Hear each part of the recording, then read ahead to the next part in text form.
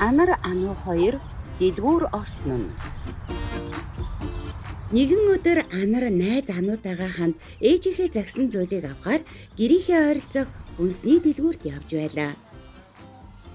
Дэлгүүрийн чихрийн тасагт өрсөн олон төрлийн чихрийг харсан ануугийн нүд нь сэргээд ирхэн тэр шүү. Хөөх, ямар гоё юм бэ? Андраа, хоёулаа мөнгөө нийлүүлээ чихэр авч идэх үү? Би чихэр авахгүй. Мөнгөө хадгалж байгаа. Юу? Яах гэж хадгалж байгаа? Хоримтлалтай болох гэж. Хоримтлалтай болно гэдэг нь зөвхөн одоо авмаар байгаа зүйлээ авах биш. Харин ирээдүйд хэрэгтэй зүйлсийнхээ төлөө мөнгөө хадгалахыг хэлдэг юм. Ер нь мөнгийг зөв ашиглах хэрэгтэй л дээ. Өнөөдөр чихэр авч байснаас тэр мөнгөө хадгалаад хэдэн сарын дараа хүссэн дугуйгаач авч болно шүү дээ.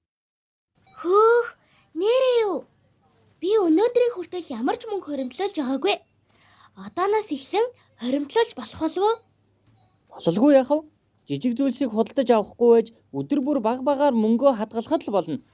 Жишээ нь бид одоо 12 настай. Сар болгон авдаг хүүхдийн мөнгө болон тэрэн дээрээ ээж аваасаа авдаг мөнгнөөс багахан хэсгийг. Жишээ нь 10,000 төгрөгийг хадгалаад байвал 18 нас хүрэхэд их сургуулийнхаа төлбөрийг төлөх боломжтой гэж манай багш хэлсэн.